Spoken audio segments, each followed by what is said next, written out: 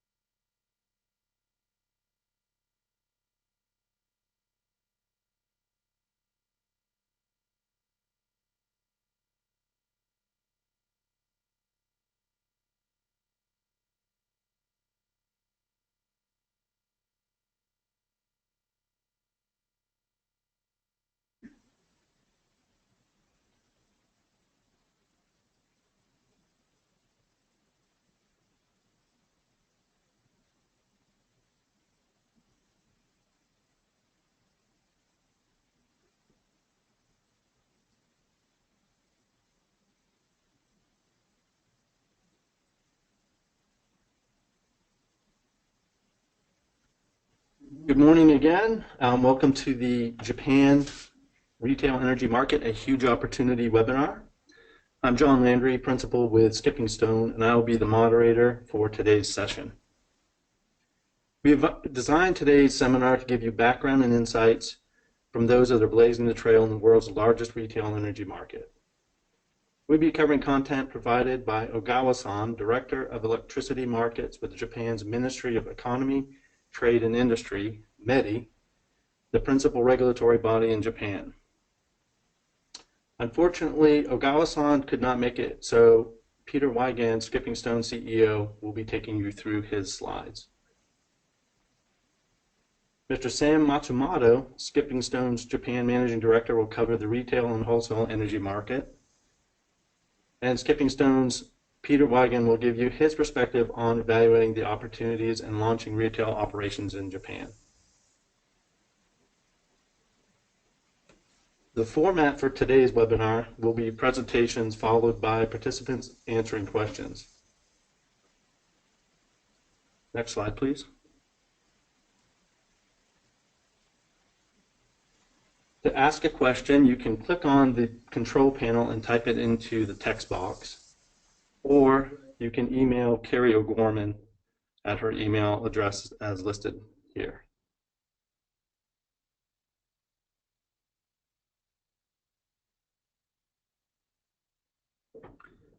Next slide, please.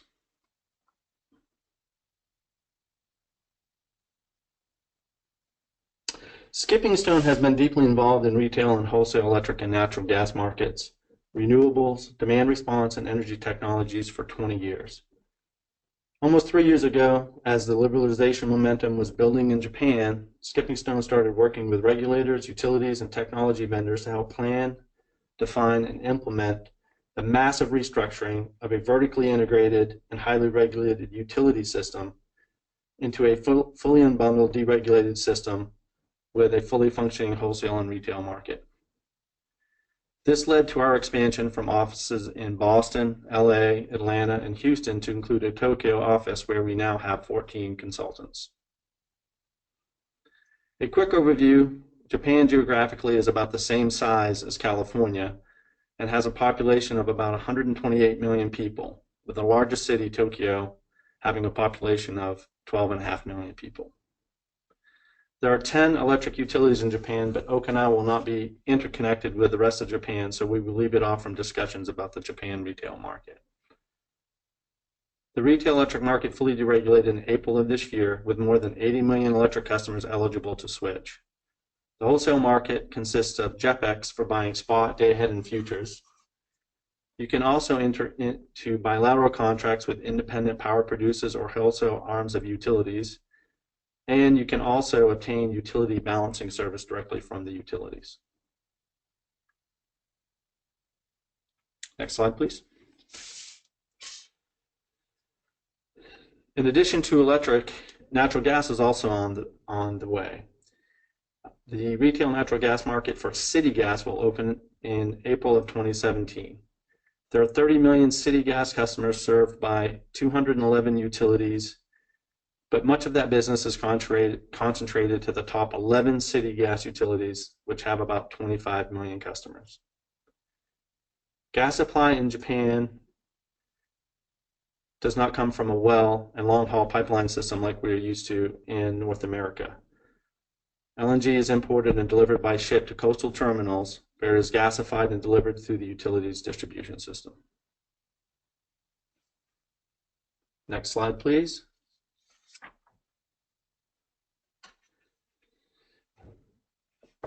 A little background on Mr. Ogawa-san. He holds an MA in International Relations from Yale University and has been at METI since 1997. He has worked in a variety of fields ranging from energy and IT to finance and macroeconomics. In the immediate aftermath of the Great East Japan earthquake in 2011, he has played a central role in overcoming the electricity crisis. He is currently responsible for electricity market reform in Japan. As I mentioned during the intro, Mr. Ogawa-san provided the following slides, but is not able to attend with us today, so Mr. Weigand will be covering them with you. Thank you. I just talked to Ogawa-san a little bit ago. They're working late these nights, getting ready for the gas market opening, so he apologizes sincerely for not coming, not being able to attend. He did provide the information.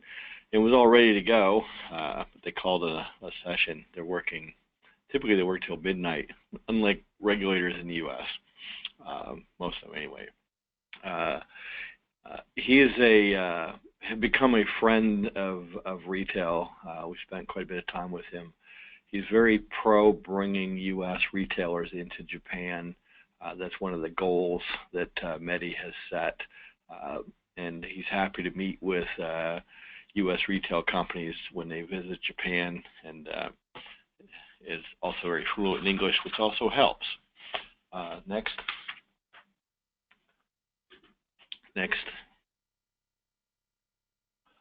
So what led to this was the earthquake, of course, which everybody knows about Fukushima.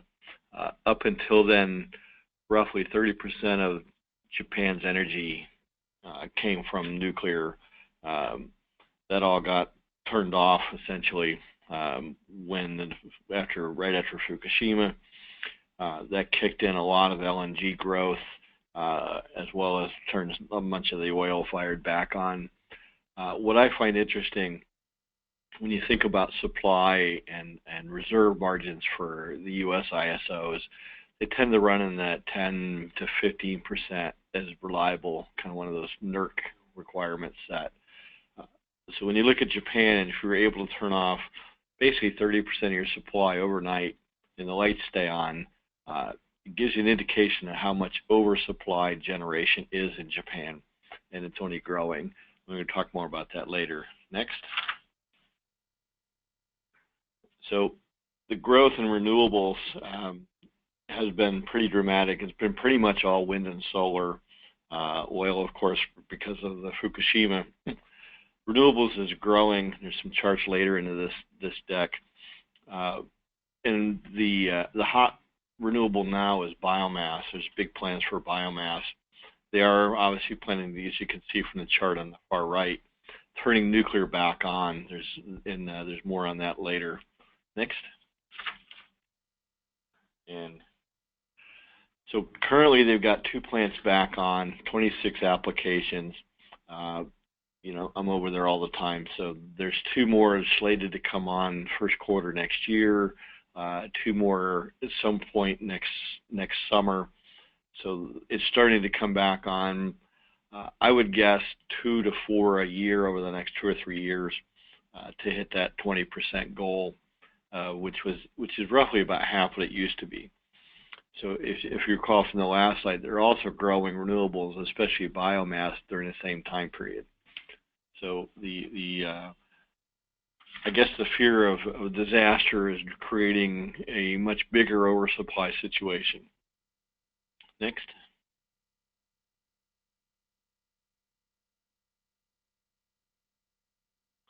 So as you can see from the chart on the right, actually in general, the way renewables works in Japan is a feed-in tariff, unlike the U.S. where it's a PPA, long-term utility type contract with tax benefits.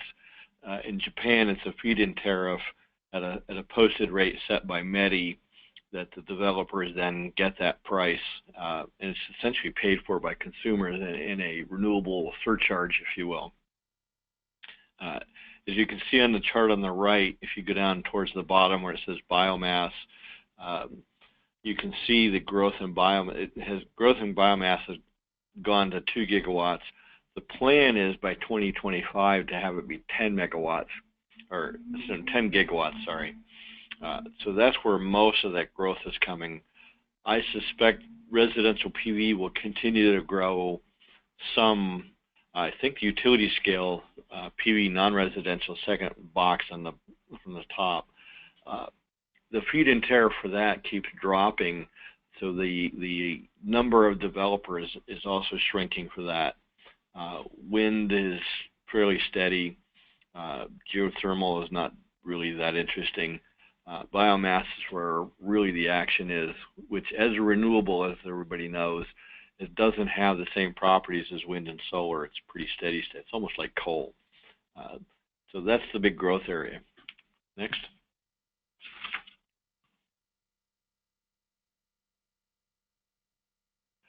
So tariff-wise, while Ogawa-san looks at it as Japan has come down, when you look at this chart with a dark blue line showing with a Japan box, you can see from Fukushima in 2009, it's gone up about 40 to 50% from there. So what that, when you equate that to consumers, their price is about 50% higher than it was.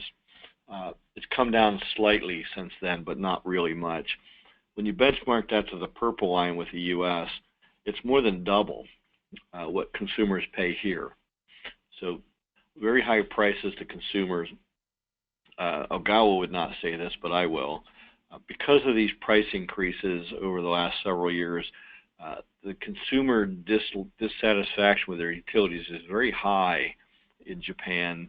I mean, U.S. retail, there's only been some amount of utility dislike, but that's probably a long time ago, and a small segment. Next. Next. So deregulation, there's the 9 utilities, your central monopoly. They started having IPPs in '96. It's about 15% of the market, the supply is coming out of IPPs. Obviously, much smaller percentage is the U.S., which is over half. In 2000, they had the beginning of PPS. Now, in Japan, a PPS is what we would call in like ERCOT an REP. So think of it as a retailer.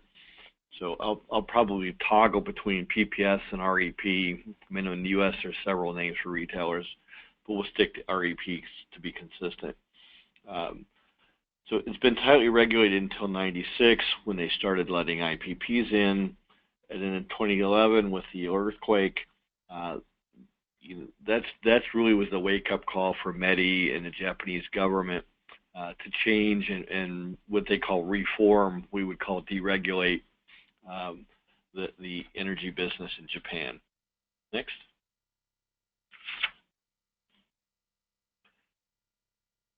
So it's still dominated by the 10 utilities, but that's all breaking apart, and we're going to get more into that. So out of the, in 2000 when they opened retail, and I'm going to save this because there's more charts. He has a lot of slides that are duplicates. So let's just go to the next one. So the grid in Japan is split between 50, 60, the frequency. I don't know why. This is back in the 30s when they built transmission. So the blue circles, or the ovals, if you will, those represent the utilities. So Tokyo, as you can see, is on the, which is the biggest market. The second biggest market is Kansai, over sort of in that green. Think of that as Osaka, the second biggest city, and then Chubu sits in the middle. That's where most of the customers are, is in there. There's a certain amount of ability to transport, power back and forth, but essentially you have two separate kind of wholesale markets developing, sort of like PJM East, PJM West, some amount of transmission in between, but not a whole lot. Next.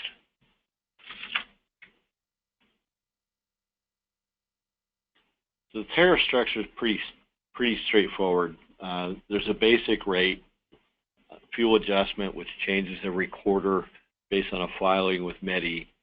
So the utilities can push through a fuel cost adjustment, and then they add a feed-in tariff. Again, the customers pay for that.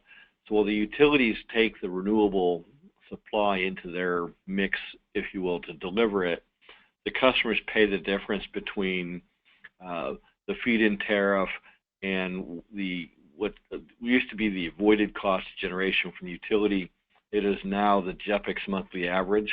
It's moved to a wholesale structure. So essentially, the customers are paying the feed-in tariff surcharge. Next. So now we kind of get into the retail market. They use the term liberalization the same way we would deregulation. So while it was deregulated in 2000 and 2004, 2005 timeframe, with what they call the large voltage, we would call it C&I.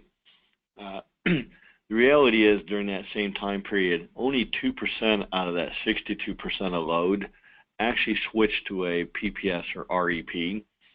So a vast majority of the C&I market remains with utilities. That's starting to change as of 2016. Last April, they opened up everything. Next.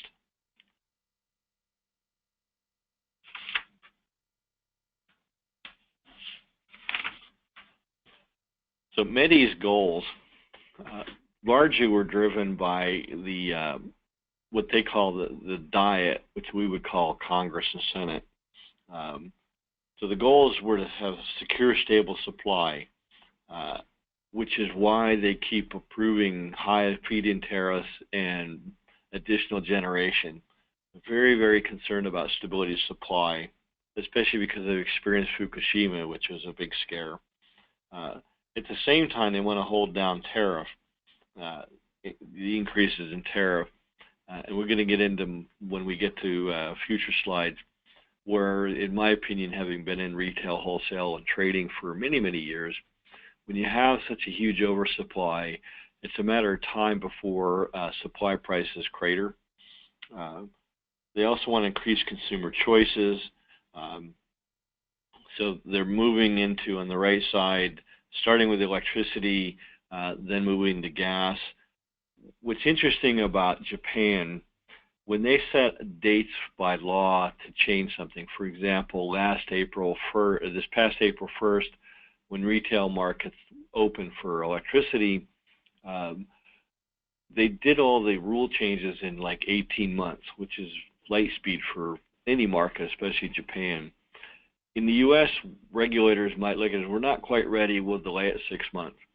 Japan, when they set a date, they live by it whether they're ready or not. So one of the nice things about Japan is the predictability. When they say that something's going to happen, it will happen. Next. So the reform roadmap, so they first established OCCTO, which is starting off, it was established a year ago, October, so just about a year ago. So it was established, says April 15, but they didn't have employees until October of 15. So it started off basically building a control center to monitor transmission. And their other mandate early on was for siting of renewables, transmission access studies, if you will. It doesn't talk about beyond 2020, but the new goal is not really on here, but hasn't officially been announced. OCCTO will also become what amounts to the ISO for Japan, slated to be at some point in 2020. We're very active in that area. Skipping Stone has partnered with PJM in Japan, promoting that model, if you will, into the Japan marketplace through OCCTO. What actually gets adopted between now and April 2020 is still under discussion. Then also last October, they established this Electric Market Surveillance Commission. One would think that means that's the market surveillance, as in the market monitor, but it has grown in strength and influence. It is now the entity that approves both electric and gas market. They approve the rules that come up through METI. They approve the licenses of new REPs. They approve a lot of things. So they become sort of like the FERC Commission, with METI being kind of this combination of FERC staff, DOE, PUC, all rolled into one. There's really only one regulator in Japan, METI, and now what sits on top of that is the Surveillance Commission. So then you see below that the liberalization of retail or deregulation. You'll see out here, this is really key for retail. Second from the bottom, far right, abolishment of regulated retail tariffs. So in 2020, April 2020, what we call in the U.S. price to beat goes away. So then it's totally a free fall, or it's totally open. Next.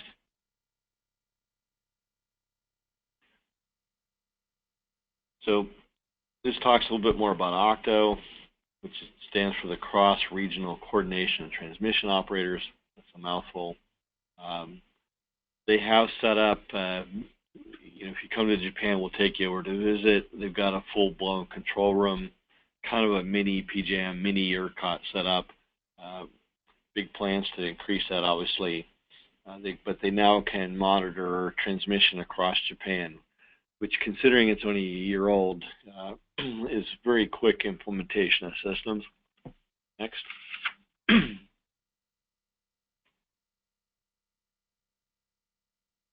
Next. There we go. I would have probably made this chart a little different. Here you've got METI, ministry, if you will. And then below that is the agency, ANRE, Agency for Natural Resources, which is a part of METI. It's kind of the DOE. They do a lot of studies and research and so forth. Then over on the left, they've got the Surveillance Commission. I probably would have drawn this where Surveillance Commission sat on top of METI, but Ogawa-san's with METI, not the Commission, so not surprised. Next. So this just is another slide showing power generation, which is continuing to build. T&D, which is currently a regional monopoly. Tariffs, approved by METI, of course. responsible for reliability, nothing different than the U.S. Retail has full competition. Again, the point that tariff goes away until April 2020. And there's a registration process, somewhat different than the U.S. In the U.S., you would register at each state, and then again at each utility you want to do business in. In Japan, you would also probably register with FERC to become a wholesale, get your license there. In Japan, it's one license with METI. It's much more detailed than what you would do here in the U.S. Next.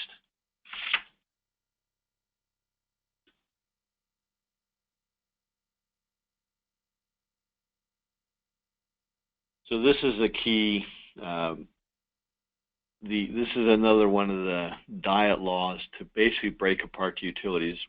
And those of you that have been in the U.S. energy market for years will recognize this as a U.S. model. They're basically breaking, on the left side, you can see they're breaking the utilities into a holding company with a generation company, a T&D company, and a retail company. The generation company is going to have to compete with either IPPs or just out in the wholesale market, buy and sell with other retailers, traders, etc. Some utilities have progressed pretty rapidly along this path, specifically TEPCO and Chubu. Some of the other ones in the more rural areas are a bit slower to adopt. Pretty much all 9 utilities have formed a retail business unit. A utility retail business unit will compete with REPs, PPSs. Very similar in the U.S. when electric broke, unbundling happened, and utilities form non-regulated retail subsidiaries. It's the same kind of look. Then you have T&D, the distribution utility, if you will. In 2020, very much like ERCOT, the distribution utility will only be the delivery engine. They will not provide tariff electricity supply.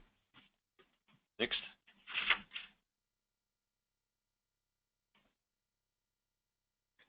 I'm going to skip this one because lessons from the U.S., we are in the U.S., so we kind of don't need to know all our own lessons. Next. And again.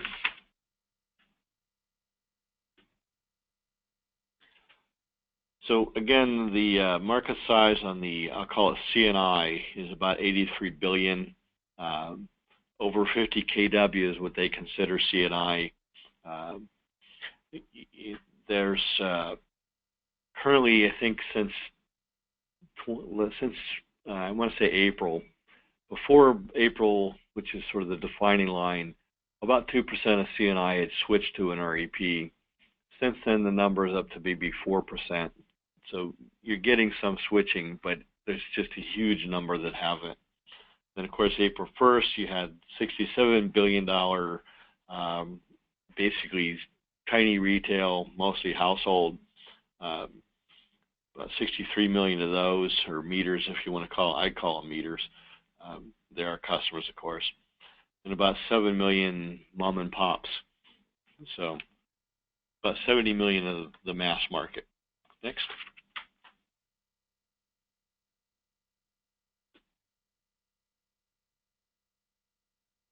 Next. So there's a wide variety of retailers. There's about 350 retailers. That sounds like a huge number. And when we get into Sam Matsumoto's presentation, he's going to break down the types of retailers. So don't let 350, change your perception, because in reality, there are only about 70 that are like REPs, and a lot of them that are just sales channels. And I'll let Sam talk about that on his. Whereas in the U.S., you have the ABC, aggregators, brokers, consultants, who go out and sign up customers on, bring customers to REPs, if you will. In Japan, all of those ABCs are PPSs, but they're called sales-only PPSs, not full-service PPSs.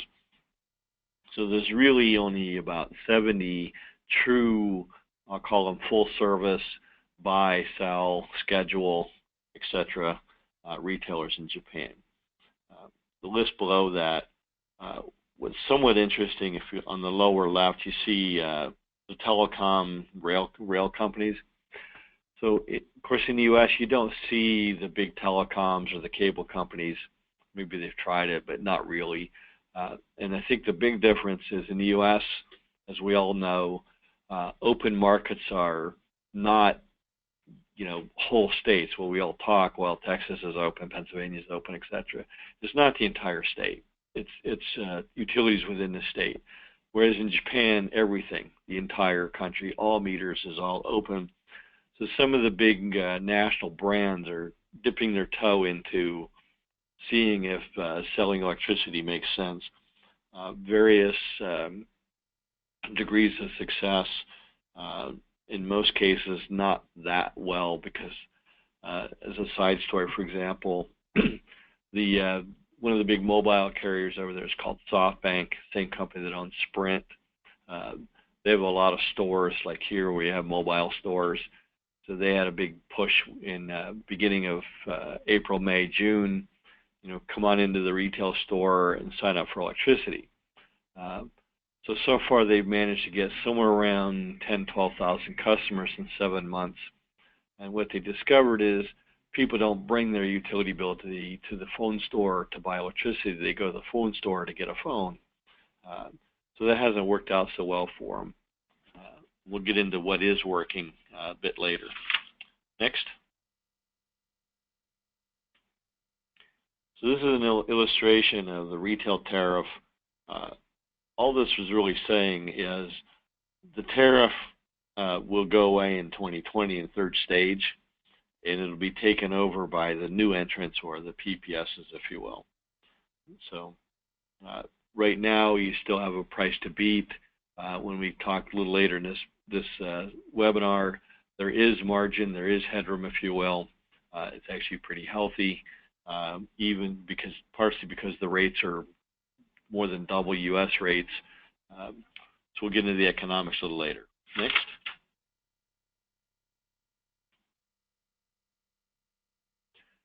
So this was always interesting. Since April 1st, this gives you a number of customers that have switched, I think, through the end of September. So it's pretty recent. We'll put out we track this every month. We'll have a new one out probably early next week when METI publishes. So you've got about 3% switched in the first 6 months, 7 months. Obviously, the big market is Tokyo with 1 million customers that have switched.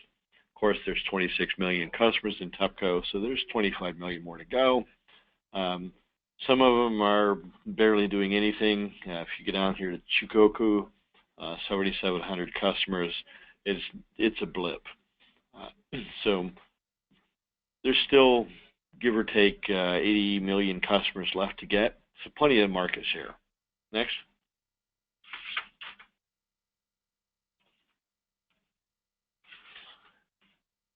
So currently the exchange, in Japan they'll call it a wholesale market, I call it an exchange, and so does Ogawa-san. So JEPX is the exchange where you can buy and sell. There's 3 markets on JEPX currently. There's what we would call real time. They call it same day. It's not exactly real time. It's in 30-minute increments on a 24-hour clock. Then they have what they call next day. We call day ahead. Again, 30-minute increments. So you basically have same day, next day wholesale market for all 9 utilities. You can buy and sell. If you buy and end up with owning quote unquote the supply, you can schedule straight out of JEPX into the utility. There is also on JEPX a forward market that's really balance of month. Currently, there's not much activity. That's kicking up. So METI has aggressive plans. Currently, the JEPX is give or take 2 to 2.5% of the total market. METI has plans to get it up into the 10% of the market in the next 12 to 18 months with some of the rules that they're working on, maybe why he's in session tonight. But they're basically the bottom line is they're gonna push the utility generation company to put the generation that is not being dispatched for tariff into JEPX at some percentage. So that'll increase JEPX somewhere around 10%. But even as it is, JEPX is liquid enough and there's plenty of supply. So we know of retailers that do nothing but buy JEPX and supply customers with that. So that's the JEPX. Next.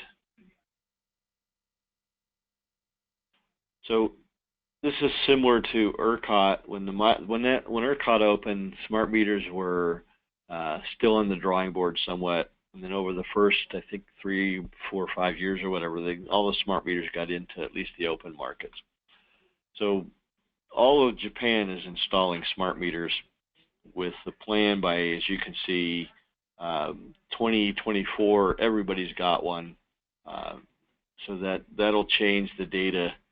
But I think so far what we've seen on data exchange, even in markets in the U.S. where there's smart meters, it doesn't really impact retailers that much. Next.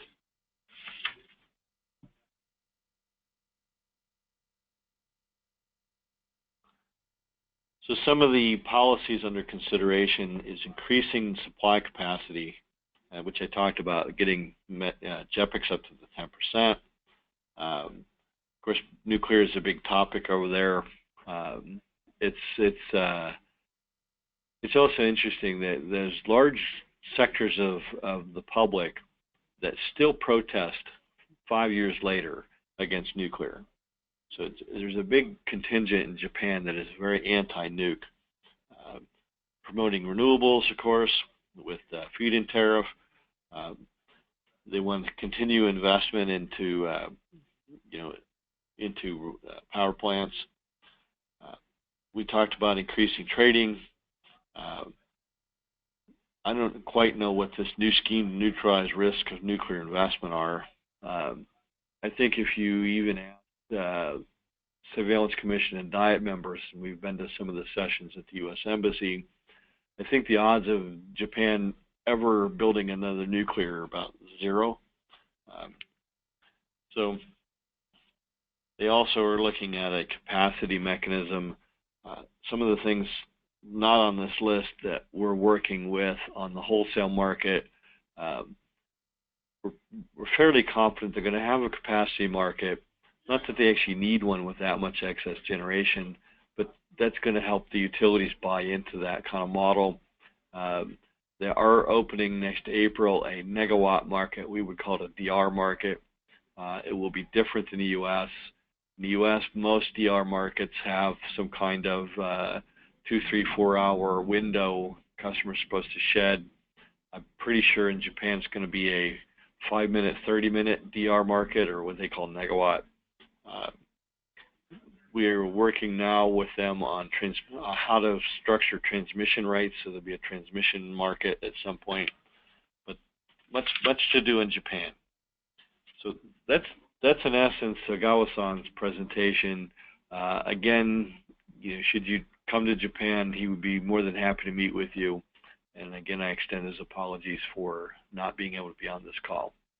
So with that, I'll turn it back to you, John. Thank you, Peter.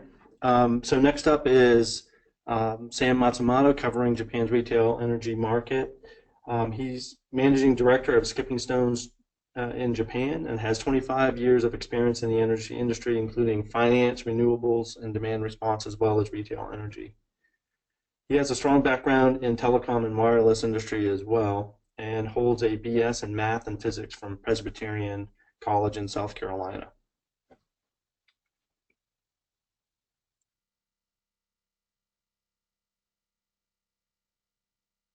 Next, Sam. Hi, my name is Sam Matsumoto. I'm Managing Director of Skipping Stone Japan. This slide today shows the structure. I'd like to introduce Japan's retail energy market. Before I start, I'd like to briefly introduce myself. I have been helping a wide variety of U.S. companies to enter the Japanese market since 1988 with IT industries. Last 5 or 6 years, I've been focusing on the energy sector. And last few years, I've been working with Skipping Stone, leading the effort to bring US retail companies into Japan, and also working with PJM on Japanese wholesale market. Okay, let's start. Next slide, please. This slide shows the structure of the Japanese electric market. In Japan, we have 10 utilities, of which 9 are connected. Okinawa is on its own, and it's a lot like Hawaii, with many isolated islands. OCCTO was established in 2015 to coordinate the interregional transmission and manages the switching process. It is expected to become the future ISO of Japan. JEPX is a power exchange, having the wholesale responsibility for now, but it is not an ISO. Next slide, please. The Japanese electricity market is fairly similar to ERCOT in many respects.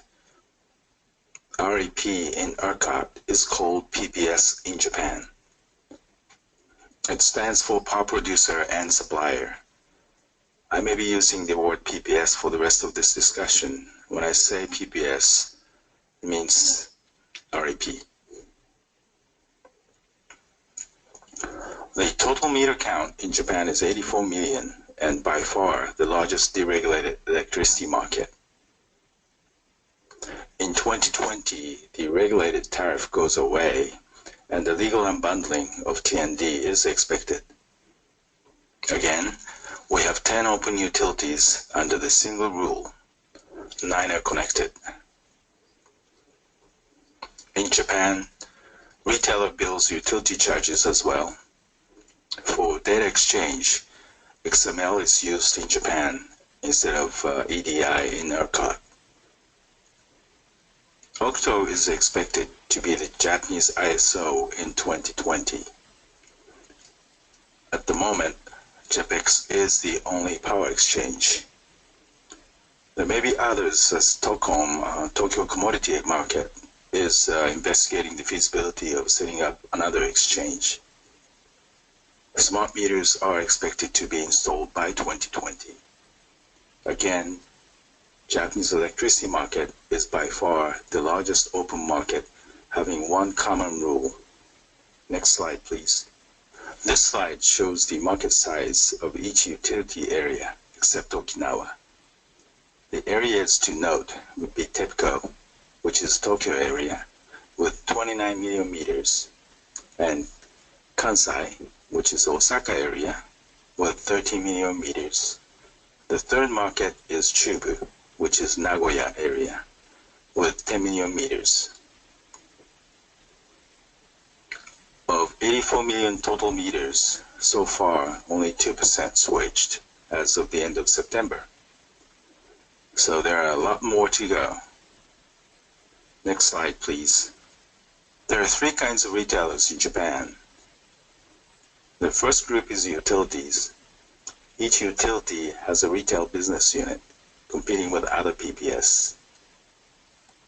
Buys from Utility Genco, buys from JEPX, and buys bilateral supply. It manages balancing pool of its own, and they are on tariff until 2020.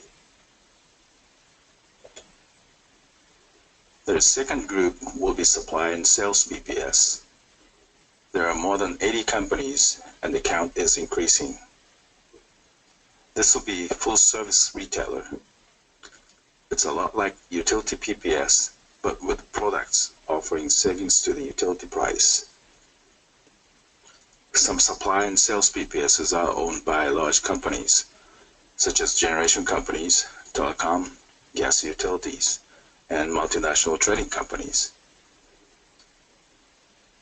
This is similar to US energy retailers.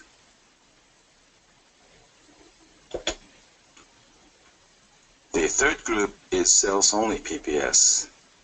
There are more than 230 companies when this presentation was prepared.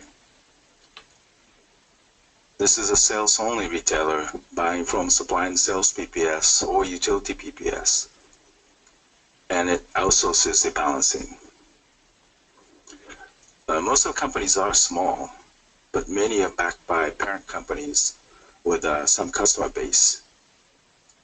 They're similar to US ABC brokers, except PPS actually owns customers and can bill them and provide customer services.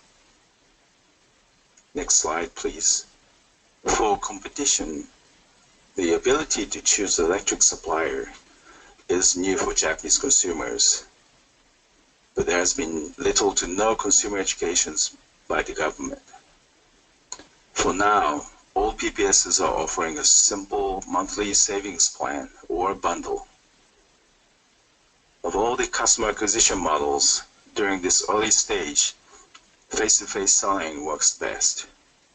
It fits consumers' need for education and also likely to change as consumer becomes more aware.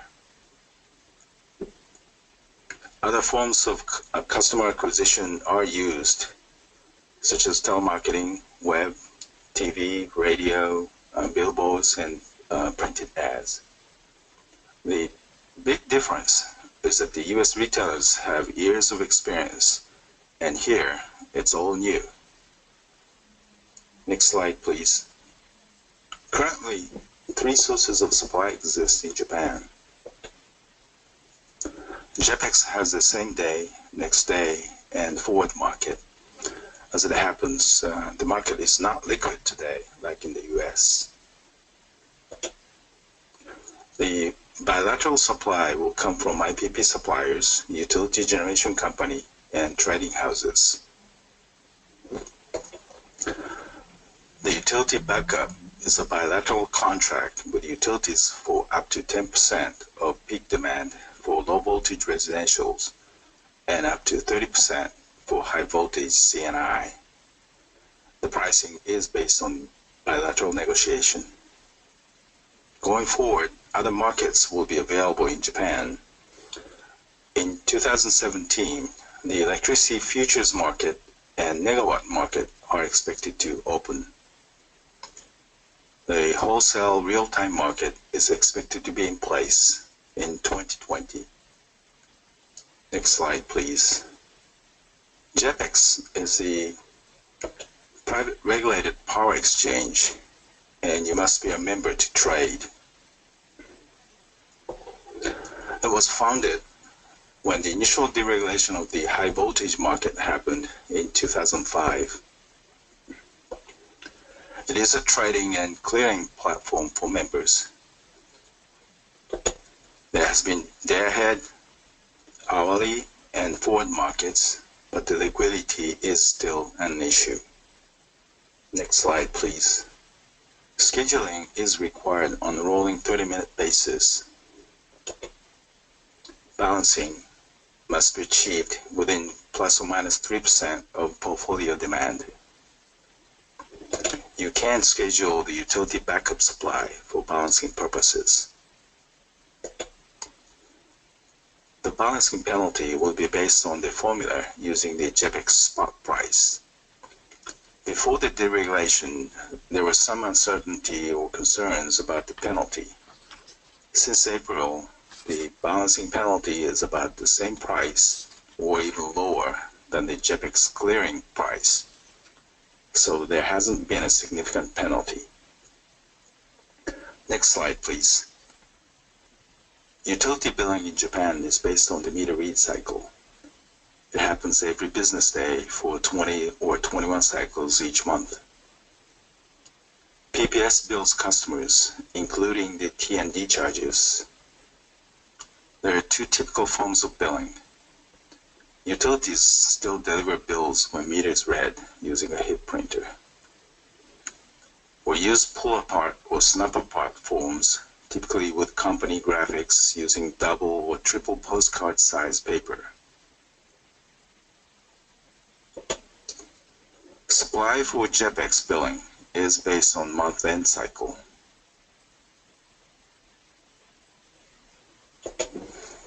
For bill payment, no one in Japan pays by check. 3 common bill payment methods are bank draft, credit card, and pay at payment kiosks, such as convenience stores and post offices. Next slide, please. Some of you may already know that doing things in Japan simply takes longer than in the States. I would say for any foreign company to be taken seriously in Japan, you need a Japanese face. Have your business card translated so people will know at least how to pronounce your name. Have your company intro presentation and at least the About section of your website translated into Japanese. Bring a bilingual person to every meeting. As for the expectation, the first meeting is always for relationships and introductions. Don't expect to have the detailed business terms discussion at your first meeting. Utilizing the translation services would help to overcome the gap in communication. You also need to understand that getting pricing and quotes from vendors in Japan is the opposite of the US style. In Japan, a vendor will ask details prior to providing an initial quote. This is one of the primary reasons you need to build the relationship with a vendor. Next slide, please. The business climate is changing in Japan. Today, especially in the dynamically changing energy markets, Japan is much more open to US companies entering the marketplace. This is the end of my presentation. If you have any question, please feel free to let us know. Thank you very much for your attention.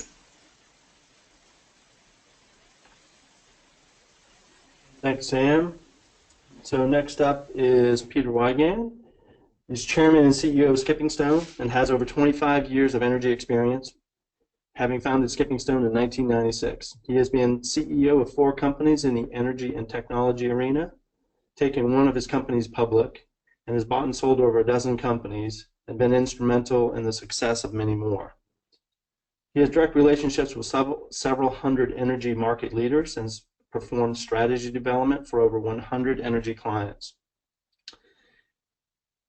In the past 2 years, PETA has become recognized in Japan as one of the top authorities on deregulated energy markets and is a sought-after speaker and advisor to government entities and utilities alike, holding workshops from energy market basics to power market liberalization best practices.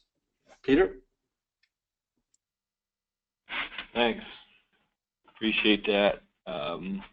I know we're running long, so I'm going to go through this somewhat quicker than I did the METI. Next.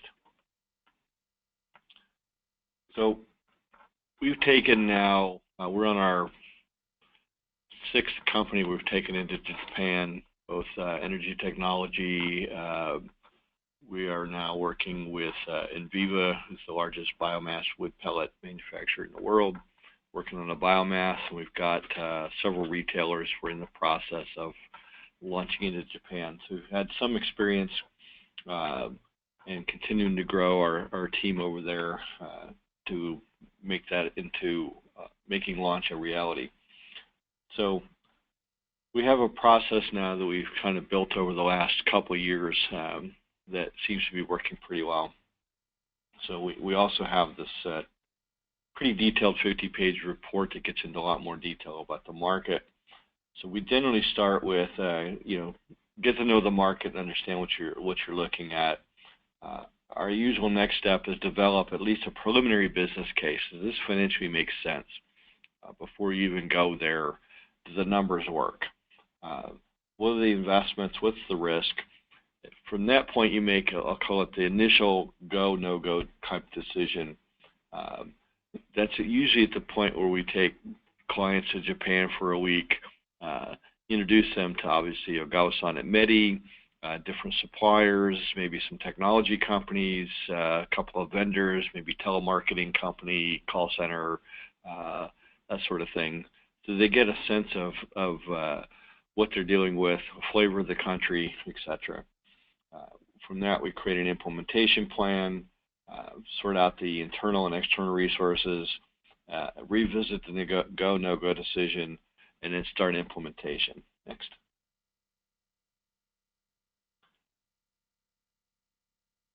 So we found that the timeline is a bit slower in Japan. I think Sam talked about it somewhat.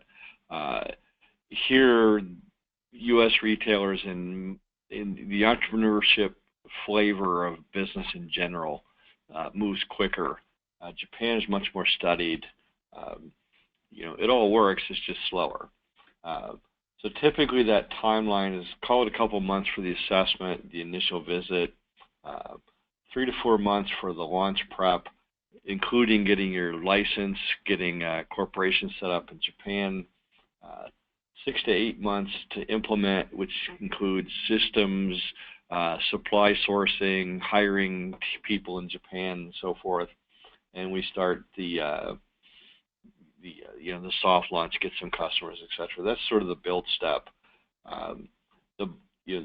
There's potential to buy a PPS, although we have not seen any deals yet in Japan where anybody's been bought. So that's still probably in front of us. So, but again, at least it's my view, if you assess the build and the cost, that'll define what you're willing to maybe invest in a buy. Next.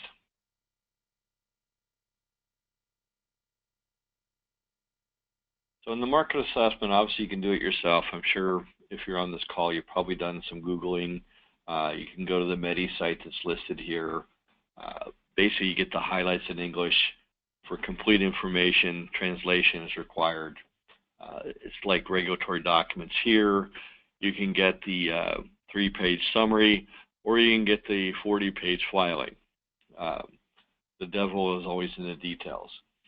You can get the stage methodology, which as you keep going, more and more it gets translated. There's also software you can get. We'd be happy if you get going with this, show you how to do that and where it is.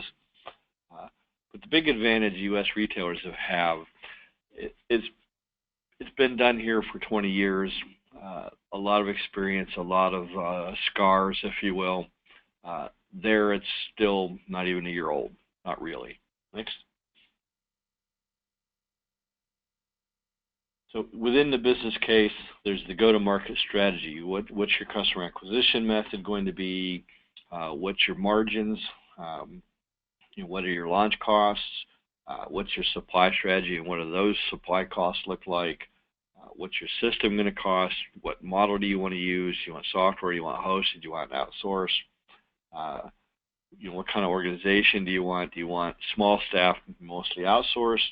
Do you want to have customer service in-house? These are all decisions that get made.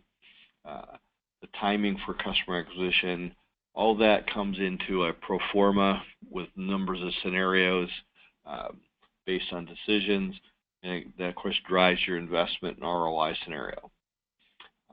Question we get asked a lot, yes, there is headroom in Japan. It's actually healthy on a per customer basis compared to US, even though consumption is smaller at about an annualized 300 kW for a household, which is what, about a third of US depending on the market. The headroom is actually larger than it is in the US on an annualized basis. Supply is available. That's always been a big concern. We have not yet had a problem finding supply. Currently, we have 3 U.S. retailers that have made the go decision in various stages of getting licenses, corporations set up, hiring people, so forth. Next.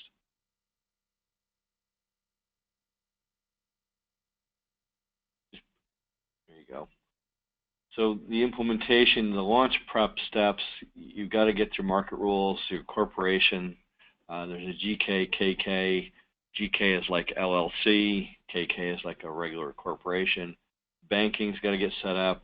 A METI license, that's a couple of months. OCCTO membership. You got to follow all the compliance laws and get your agreements done in Japan. Then the launch activities, getting a JEPX membership. Deciding whether you want to join a balancing group or be your own balancing group. We're an advocate of U.S. retailers having their own balancing group. It sounds daunting. It's not. You can actually outsource the work but control the balancing and control the supply. Get your utility backup, your wheeling agreements, etc., so forth down the list. staffing, recruiting, office space, etc. That list under operations. All of those things got to get put in place. That's why it takes 6 to 8 months. We've identified a variety of vendors under all the lists of operations, print, mail, etc. Then there's systems. You got to go through the XML. It's actually much easier than the U.S. EDI in the U.S. is still a kludgy, one-off kind of a hassle. In Japan, XML is consistent across all 9 utilities. Of course, there's some flavor differences because they're different utilities, but it's actually much easier than EDI here. You got to get your OCCTO set up and so forth. So there are about 20-odd system vendors in Japan. Many of them are kind of like, I call it version .1 U.S. retail systems from 20 years ago. There are a couple of U.S. vendors that have entered Japan market with systems that you would recognize. Next. So again, I'm repeating here a bit. We've identified door-to-source sales companies, web service companies, telemarketing, call centers, etc. Like ERCOT, you can outsource to what amounts to a queasy, or what in Japan is a scheduling and balancing coordinator. We have found systems implementation integration companies that have project management English, print and mail vendors, which are different because they don't use envelopes. It's actually cheaper to send a bill in Japan than it is in the U.S. You can do it for less than $1. So the payment process is interesting. It took me a while to learn that nobody uses a check. We have, of course, our bank account with our corporation in Japan. You don't get checks. When I went in to get the account open, I said, so, what kind of checks? And they looked at me like it lost my mind. You can get payroll and accounting and tax in English. There's one particular bank that we have partnered with, SMBC, Samutumo Mitsui Banking Corp. Once you get an account, you can actually get an online access and do your banking in English, which for those of us who want to control cash in English, that's very helpful. Next. So why is it so slow? Sam talked about this a little bit. Just put them all up there. First of all, if you've traveled around the world in, like, for example, Europe, a heavy majority of the people can speak English and many are heavily fluent. Japan's completely the opposite. Japan, there are people that it's just very not widely used. The market's new, so it's going a bit slow. And here's a key reason. Japan is very detail-oriented. Literally crossing your I's, or crossing your T's, dotting your I's, and being accurate is key. The etiquette and protocol. Well, it's nice that if they schedule a meeting from 2 to 3, the meeting you can count on that meeting's going to start at 2 and it's going to end at 3. And they're very prompt, very cordial. But the progress of moving from relationship to stages just takes longer. Because the organizational, they reward slow and steady, not quick. The other key is making a mistake is just not culturally. They would rather not make a decision than be worried about making a mistake. So they follow the rules. Story I like to tell, usually when I'm there at late, ending at night, maybe having calls with the U.S. at 11 or 12 o'clock. I'll go for a walk around the cities. Tokyo's completely safe, unlike any city elsewhere in the world. I can walk anywhere in Tokyo and not worry about it. So I might be out having a walk at midnight, and I'll come up to a crosswalk, and the light says don't, the little crosswalk light says stop. And there might not be a car for as far as you can see, so I'll cross the street. The Japanese will wait until the light turns, even though there's no cars. So they follow the rules. Entrepreneurs are extremely rare in Japan, and innovation is a word, it's something to study. But I really enjoy working in Japan. The Japanese people are honest. The culture, while slow, it's predictable. So it has a lot of benefits. Very little game playing, if you will. Next. So among the observations, one of the reasons we launched there 2+ years ago, and so I've been going there every month since. The U.S. market's matured. There's no new markets. There's not like going to be new markets. All the customers have switched, so it's basically swapping customers. If U.S. retailers want to grow, they've got to be looking at other markets. Personally, I think Japan's the best opportunity in the world. While there are other markets, Ireland, UK, Germany, etc., Japan's just huge. So entering the market isn't as easy as, say, going from entering a new state or entering ERCOT, but the reward's so much bigger. And we don't want to kid anybody. Expanding internationally is not easy. So there are things coming that'll make this opportunity even stronger. The gas market opening that we talked about, the DR market opening, although remains to be seen. Futures market opening, so the ability to that will help move the ability right now selling the month-to-month percent savings product, which is the same thing we saw 20 years ago in the U.S., to being able to offer more budget 1 year, the more traditional products we see here. That'll help a lot. Price to beat goes away. That's actually an error. It should be 2020. Wholesale market, hopefully PJM style. It's looking favorable. Don't want to jilt it yet. That'll open up. Smart meters. This is what I keep seeing. I think the wholesale supply market, because of the oversupply, I look at reserve margin, basic supply demand. Demand isn't growing. It's the same flat, just like the U.S. It's not going anywhere. And with the more rooftop solar, etc., it's shrinking. But they're just building supply like unbelievable amounts. You put 20% of the nuclear back on, 10 gigs of biomass, a couple more gigs of renewable. They're long LNG, so they're moving some of that into gas-fired. You can see from the METI charts. So I see a huge overhang of supply. So the wholesale prices are just going to crater, and very much like U.S. markets, the nimble retailers make huge margins when prices go down and competitors are slow to move.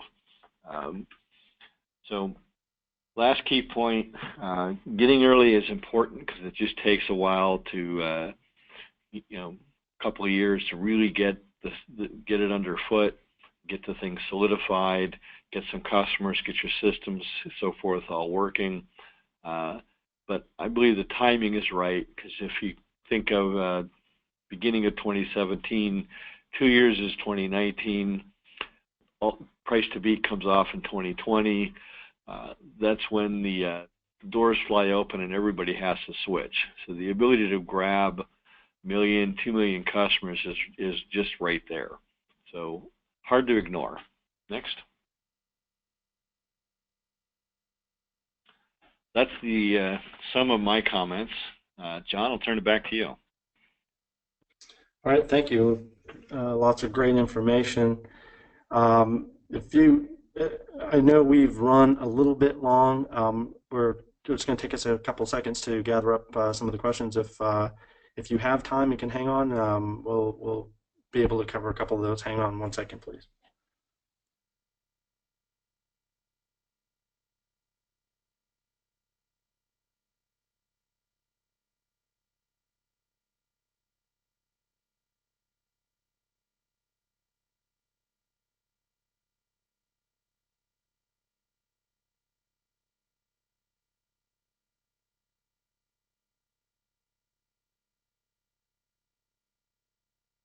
Okay, here's a question, Peter. One person is asking, when the regulated tariff goes away, what's the method for transitioning folks that haven't made a selection to that point?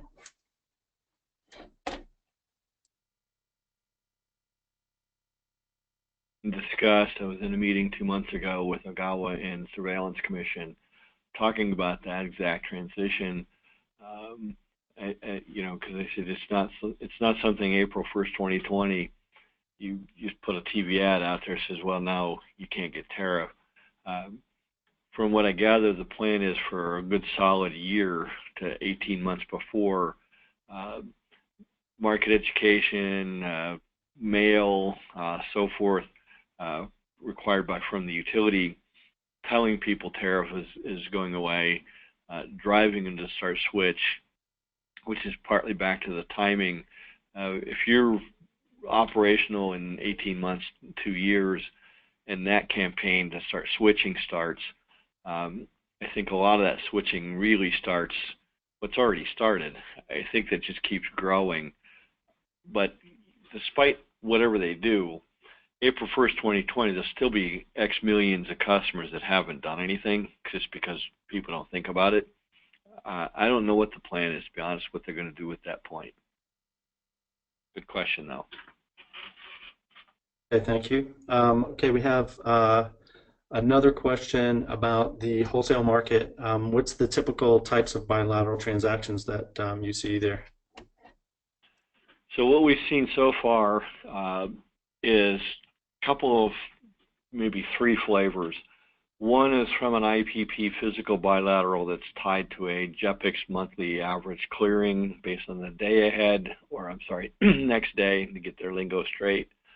So it's sort of, I'll call it an index type product that has a supply, a physical supply in a designated utility market. That's pretty straightforward.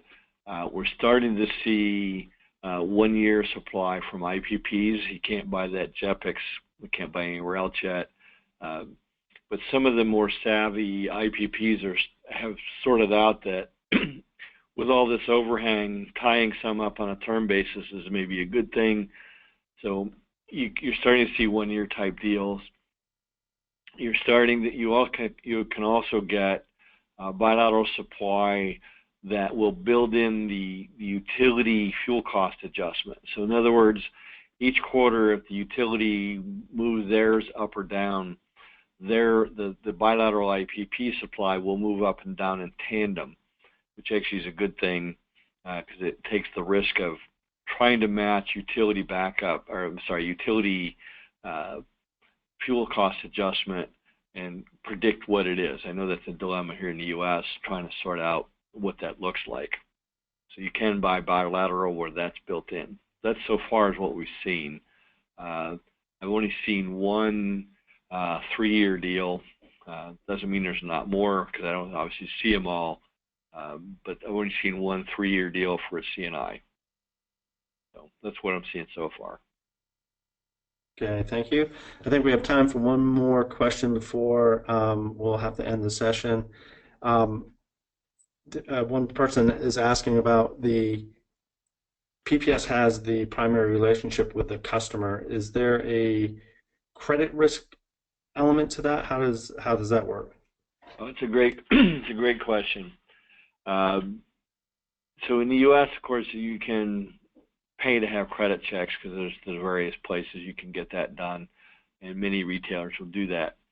In Japan, there is no such agency or agencies, if you will, to do credit checking, so there's no way to do that. But at the same time, bad debt as a percentage in Japan is much lower than the U.S. because people follow the rules, pay the bills. So we have seen from several utilities, which is sort of the benchmark we have, bad debt ratio is like somewhere around 1%, less, 1 to 1.5%, but without credit check. So we've looked into that. We kind of came up with a pseudo way to check credit, because when you get a mobile phone in Japan, they actually have to have bank approval. Kind of odd, not like here at all. So what we're doing on some of the ones we're working on is if they have a mobile phone, which pretty much most people do, we assume they've got credit.